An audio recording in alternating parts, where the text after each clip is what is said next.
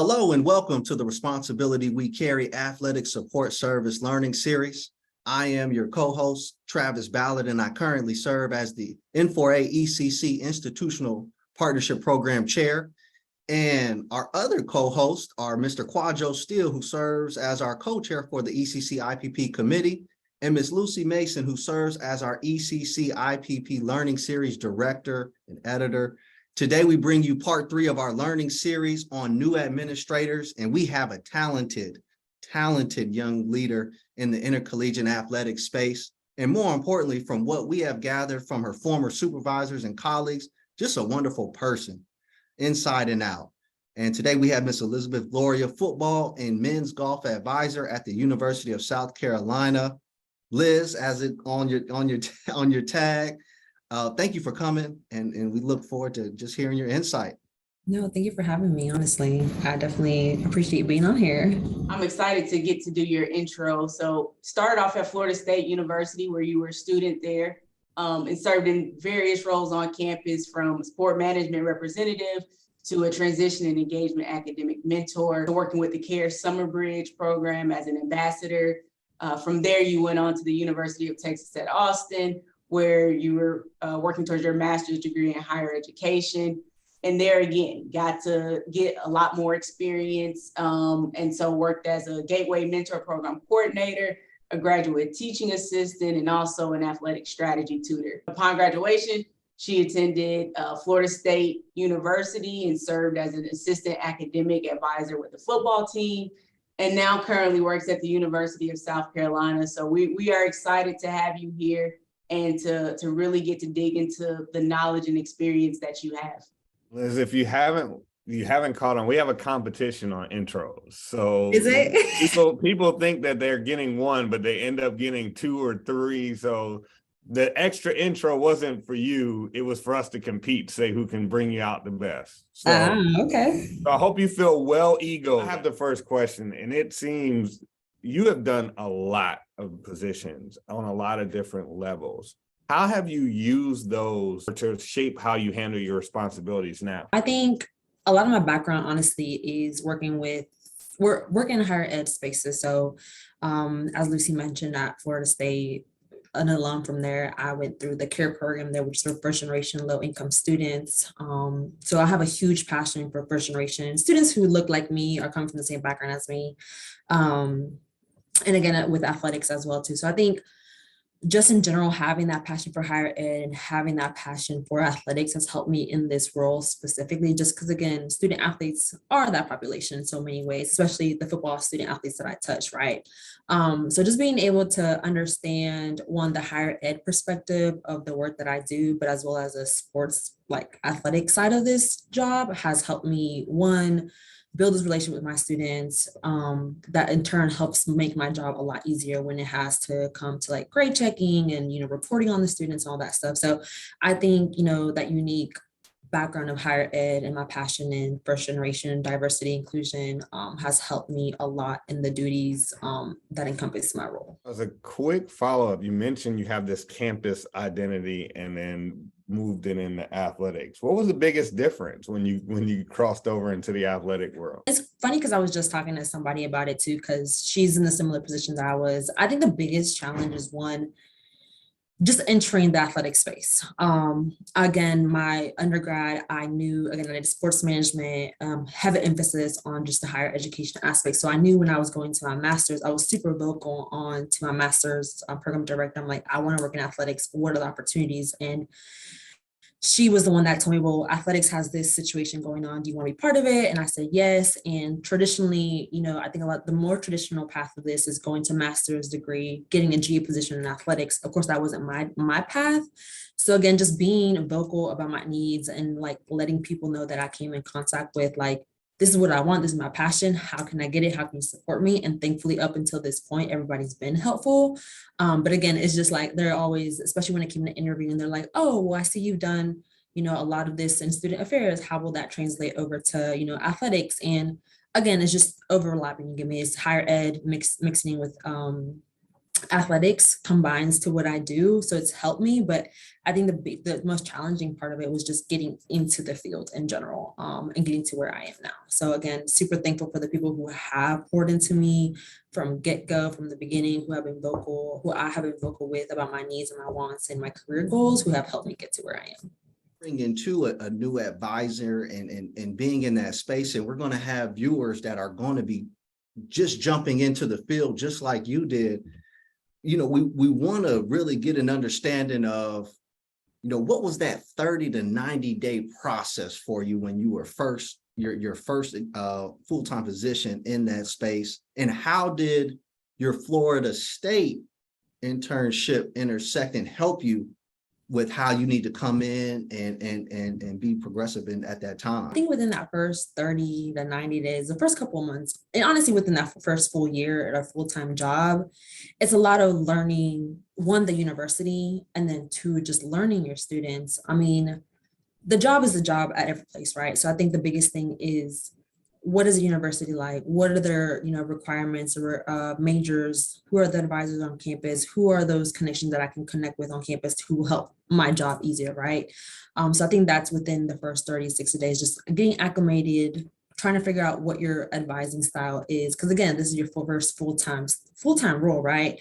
And, even though I will say the Florida State internship did a great job of preparing me. Like I mentioned, Florida State, I work with football here, similar characteristics, similar traits, similar ways of doing stuff here. But again, without the internship, I don't think I would have entered this role fully prepared as I was.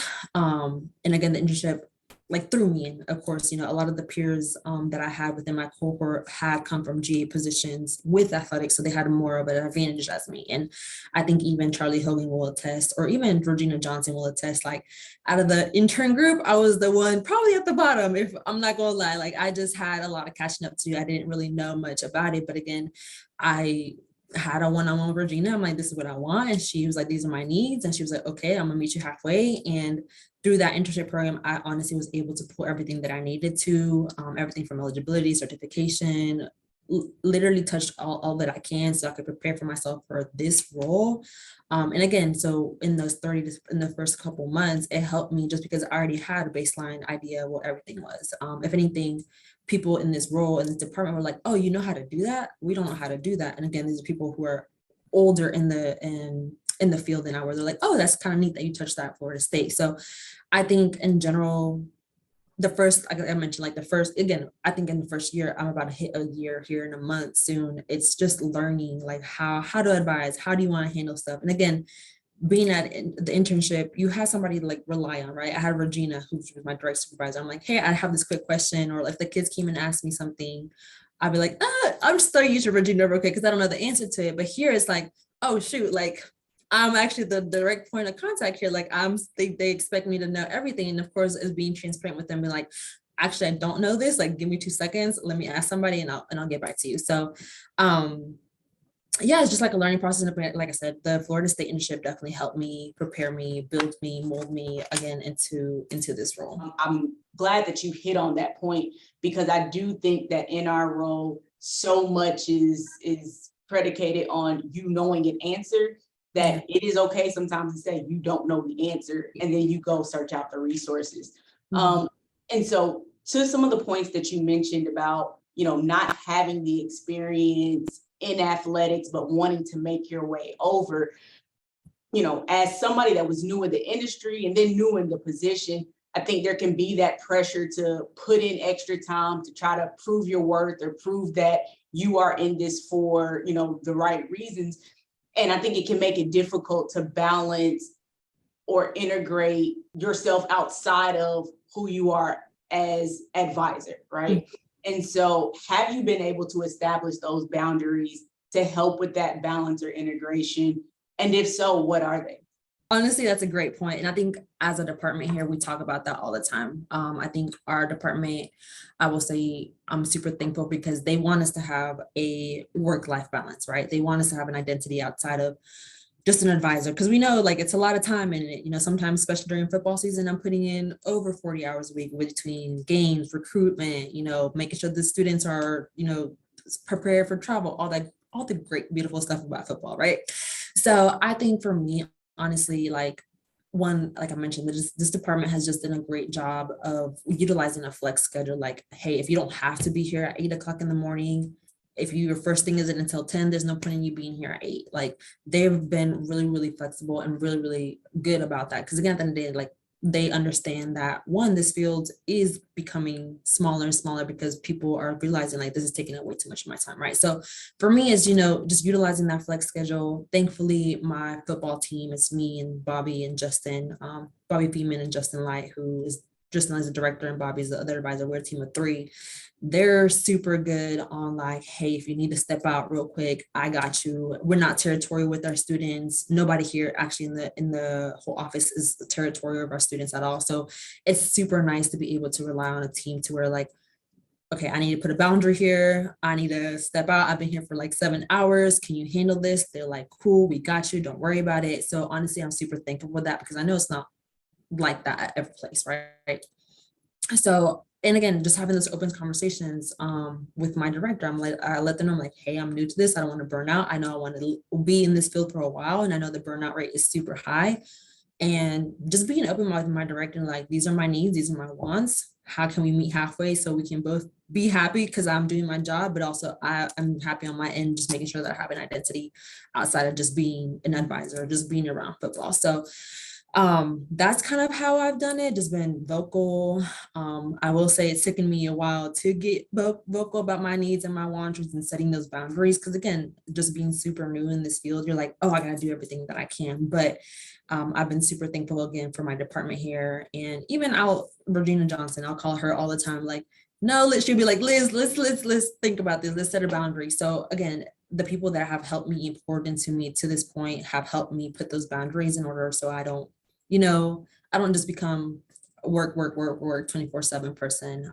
And again, I try to leave work at work. So the minute I clock out, the kids know my phone is on D&D and they're like, if it's an emergency and you're dying, please call 911. But if you're not, and they've understood that. You give me, I just think it's just being vocal about your boundaries and what you need and what you want out of it. So being that you are early in your career, and as you said, you do a mix of establishing boundaries, but also hustling because you're building your reputation. And we know that a lot of times in our field, we move around a lot, or we can move around. Have you started to form some non-negotiables, or your ideal working environment? Are you starting to come up, or is there anything you would share to say, oh yeah, in my next positions, or as I definitely want these things as a part of my environment? I can't even say, I can sit here and be like, I've thought really much of it because I feel like I've been so involved in this 1 year, just building myself in the full-time professional role. I will say though, like, again, from my experience from Florida State and just in general previous experiences, I do know that the next place or some non-negotiables is, diverse place. Again, being a diverse individual myself, first gen, low income, person of color, woman, Latina, all that stuff. I do want to go somewhere where I feel like, I'm represented not only as a staff, as a department, but as a university, and that I'm not the sole representation of the students I'm working with, right? So I know that's definitely one of the non-negotiables. Again, flexibility. Florida State also did a great job of, being flexible with your time, handling what you got to handle, but also knowing that you have a life outside of that. So I think those two things are the biggest things that I would look at right now. Again, going back to what you mentioned, in this field, there's a lot of moving around. And so, sometimes the opportunities might lead you to a place that you're like, oh, I would have never thought of going here, but it can be a great opportunity to build up to where I want to go to in life, right? So I think for me, and thankfully I have a supportive family who are like, do what you got to do. We're here to support you. And they're not like, you have to come back to, because I'm originally from Florida. They're like, you don't have to come back to Florida. All that stuff. Like, they're super supportive about what I do and how I choose to do my actions or choose to, decide on big life decisions. That I think the biggest things I would just say is a good working environment, collaborative, not territorial, flexible, just a fun place. What was your first difficult conversation like? I think my first difficult conversation will be, and again, going back to what I mentioned earlier, is being at Florida State, I just didn't have a baseline information or just didn't really know how the field really worked. And I will say, like, we know with football, we know it's in general with sports, it's, making sure we're being effective and communicative and make sure we're communicating the right stuff. I will never forget this one time, again, working with football, they hold the guys accountable. So I was working with specific position group, and I wouldn't say continuously, but it was becoming a pattern of me, like just not checking my work or just reporting the wrong things. And it wasn't intentional. I just didn't realize I was doing it. Again, no baseline information. And this was within like the first 2 months of me being there. So again, fresh, new, didn't have a head start. And I just remember my supervisor, Regina, just calling me. She's like, you can handle this with coach. And I was like, oh crap. Like beforehand, I was like, Regina would just, handle the situation. Like, this is what happened. So in that moment, I remember like, oh, I'm freaking out. This is a coach, it's football. Like, I don't want to get in trouble. Like, again, that's just the kind of person I am. So I remember just having that conversation with coach. And then the coach was like, I understand you're new, but things need to be, concise, communicated effectively. We hold the kids accountable, all that stuff. So again, the conversation went well. I learned what I needed to learn, but I also had that hard conversation with my supervisor, who was like, this is what we're doing. How can we fix it? And it was I wouldn't say it was like a harsh realization, but it was a realization like, oh snap, like let me turn my gear. And after that, I had to turn gears and actually, be intentional about what I was doing and actually seeking for help, right? As I mentioned, it was being vocal about my needs and wants. That wasn't easy for me from the get-go. And after having that conversation with Regina and that coach, I realized like, I can't, if I want to pursue this career, I need to pivot. Like, I can't just sit here and just, internalize everything, just think about it and just submit it. So after that, I, became more comfortable with what do I need to do? How do I need to do it? I don't know the answer to this. What is the answer to this? What do I need to know? So I think honestly, that conversation was very pivotal to my journey within the internship program. And of course, ultimately to where I'm at, because now I'm more like a detail oriented. I communicate effectively. I make sure to double check things. I make sure that if I don't know the answer to stuff, don't just assume, just go ahead and let them know or ask about questions. So I think that would be one of the most like things that pop up when it comes to that question for sure. Yes, man, I appreciate your vulnerability to talk about my first difficult conversation is more dealing with my own performance. And so, and it did come up in our previous one about details. So you're not on your own, that we all get to this point where details are important, but I think that's a really cool nugget, of understanding that sometimes those difficult conversations you got to have about yourself. Yep. Mm-hmm. I think that's a great segue. I love that you mentioned your intersectional identities in our previous question. Mm-hmm. One of the challenges that I experienced as a new advisor and now as I progress through my profession is establishing relationships with people that don't share my same lived experiences and social identities. Mm-hmm. So would like to hear about how you establish relationship with students that don't share your same identities and that don't share your same lived experiences. So when I first got here, I was strictly football. I will say we had some turnover and some departmental shifts that I ended up working with men's golf. So men's golf is a complete different demographic than football, as we all know. So I will say it has been, and again, being vulnerable, it's been a struggle for me to meet them halfway or try to build relationships with them the same way that I do with football, just because, again, they're just a different background. But I've come to the realization that when I have football in here or when I have other sports in here and I have golf, it's easier for me to build those conversations, build those relationships with those students, because at the end of the day, they're all athletes. So all that other identities kind of just disperse, and they're athletes in that moment. And I think ultimately true to what I cater to is I want to make sure students, get the services and the resources they need all around. So I think I have learned to, okay, cool, we might not be from the same background, but we're trying to work towards a common goal here. How can I help you? What do you need from me? And I meet them halfway. Sometimes like I'll let them know like, oh, I like country music. And they're like, you like country music? Or I'll tell them like, oh, I'm from a small town. Like I grew up, around cows and stuff and golfing, and like I let them know things about me that they wouldn't inherently just assume by just looking at me, right? So I think that's just kind of how I've done it. I will say it has been very hard just because I feel like in just previous roles in previous, experiences, I've only really heavily worked with students who look like me or come from my same backgrounds. But I think there's beauty in just being able to like learn from each other, right? Like they'll sit here and we'll have a conversation like, oh, I didn't know that about you, or please tell me more. And like they'll have like a newfound like honor, or I don't know what the word would be, like a newfound like sense of look at who I am as a person. Like, oh, she really did come up from a like a difficult, rough background. I respect her that much more, right? And again, they let me know things about themselves too, because I think everybody's identities are unique to themselves, right? So whether or not we think they're related to us, that's their unique identity, and it's honoring that and just helping them be like, okay, that's cool, I get that, and I celebrate you and I respect you, and just giving them the same respect. So it's been hard though, but I think it's a beautiful thing too as well, just being able to interact with people from just all over, all different backgrounds. With your experience of being on campus and then transitioning to the athletic department and working with student athletes who have strict time schedules and time demands and travel schedules and things of that nature, how do you try to utilize campus resources to better support your student athletes? I think here it looks different than, of course, it's going to look different at every institution, right? But I think here is just being communicative and trying to utilize the FAR if need be, the director here if need be. Hey, the student needs to do X, Y, and Z, needs to take an exam before the case might be. How can we make sure that these students get the resources they need? Because at the end of the day, like being a student is a lot. Being an athlete is a lot.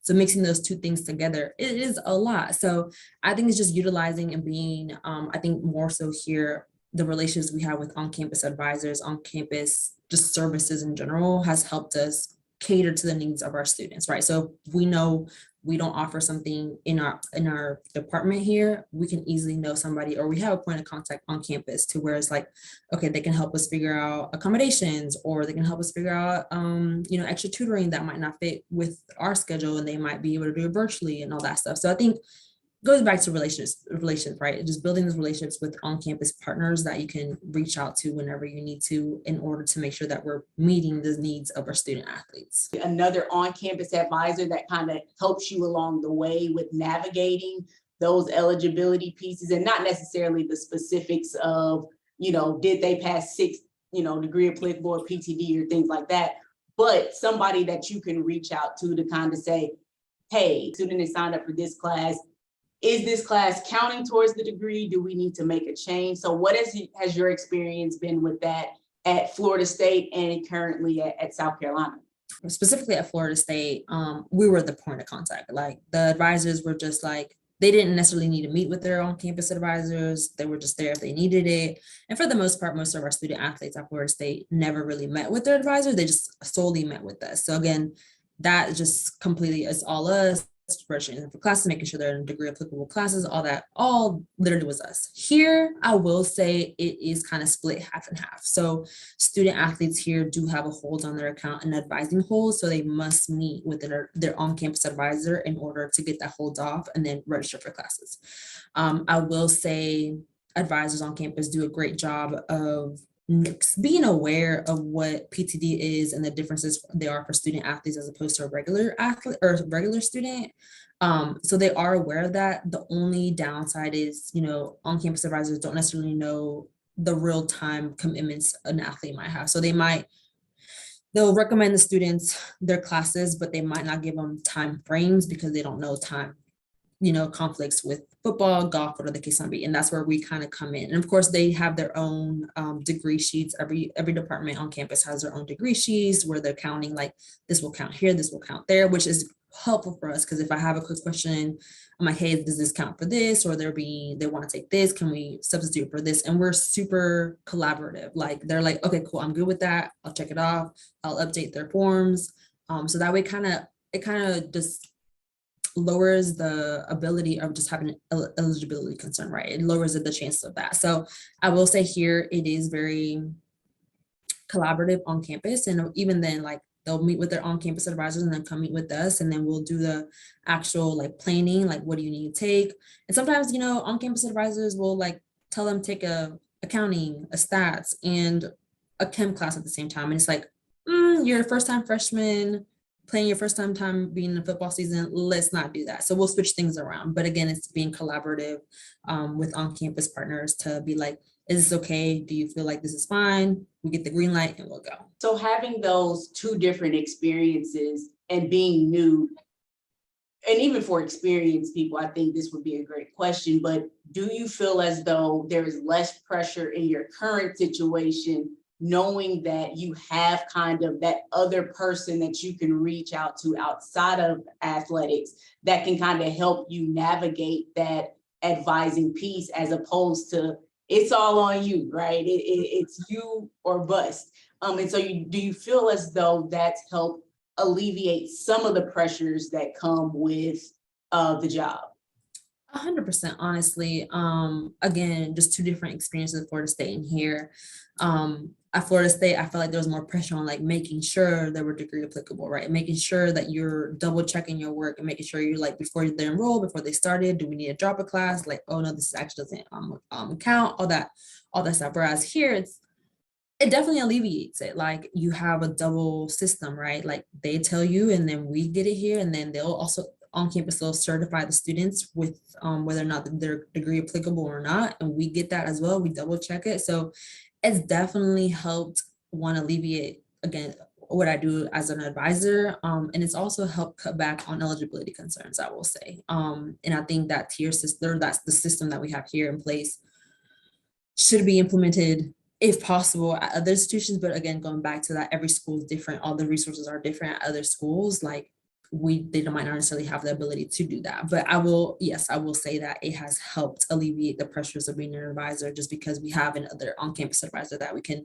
quickly shoot a message like, hey, pivot, they might fail this class. What do you think we should do? Do we need to pick up another class? Do we just retake it? Do we grade for good? Whatever the case. So it is definitely nice to have that like person that you can, other people or other departments that you can lean on, for sure. You know, an important piece of this series is that we are providing a platform for people in our industry to be able to tell their stories. Mm-hmm. And so the question for you is, you know, how are you writing your story? How are you telling it? And what do you want people to understand about you and your journey? One of the biggest things, and I've been vocal about it, is one, and even I've mentioned it in the webinar, is just I've had an untraditional path into this, and I think I've not been one to hide that I've had an untraditional path into this. And I think that's kind of what I've been known for. Like Liz has this great background in higher ed. She has a huge passion in higher ed. She has this experience in it, and she is able to apply it into her current role to build these relationships, right? So I think for me, like, that's kind of what I would say, like, just make it like making this mark of, you don't have to take a traditional path into this field.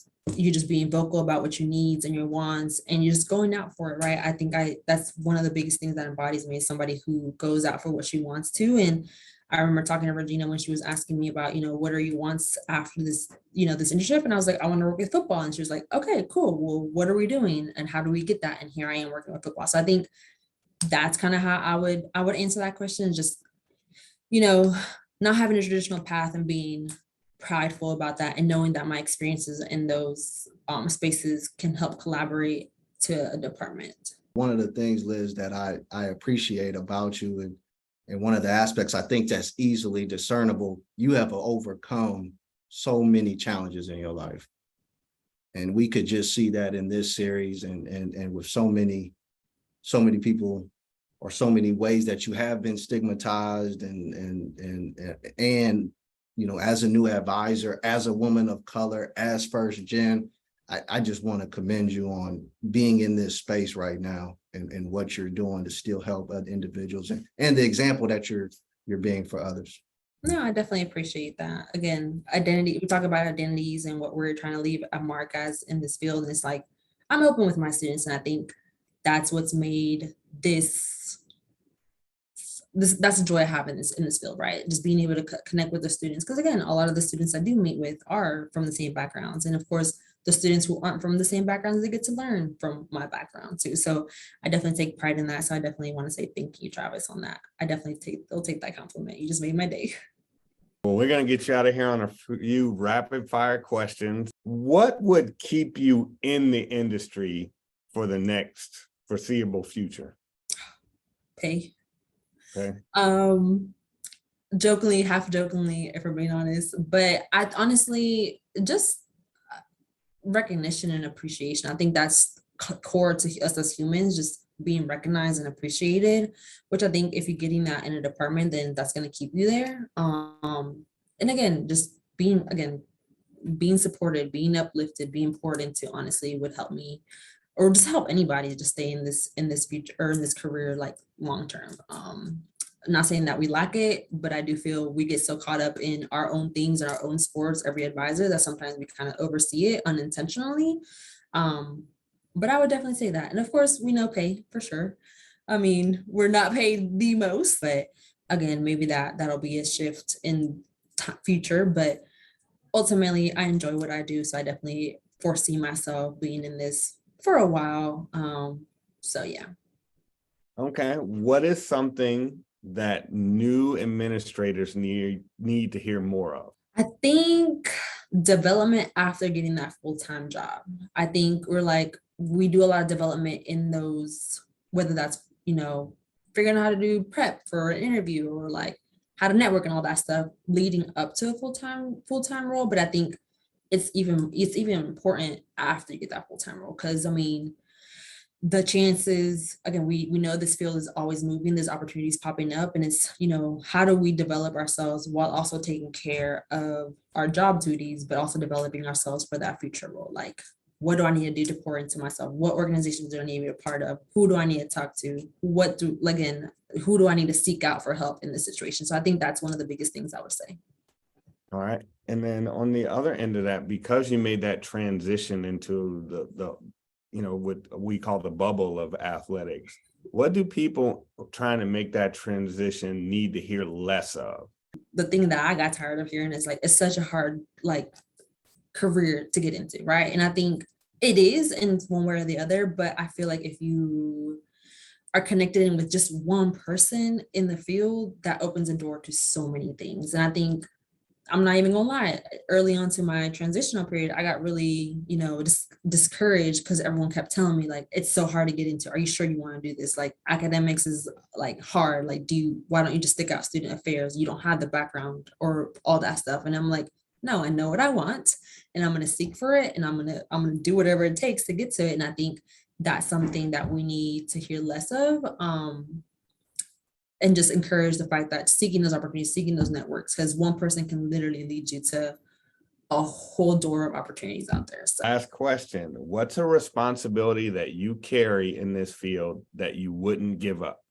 The one responsibility I wouldn't give up is, I don't know if it's going to be too general, but just being the point of contact for students and graduating. I think that's such a big thing for me that I would not want to give up. It's just seeing them develop as, freshmen to graduating, walking the stage and be like, oh my God, Liz, I did it. So I think that's one of the biggest things I wouldn't give up about this job.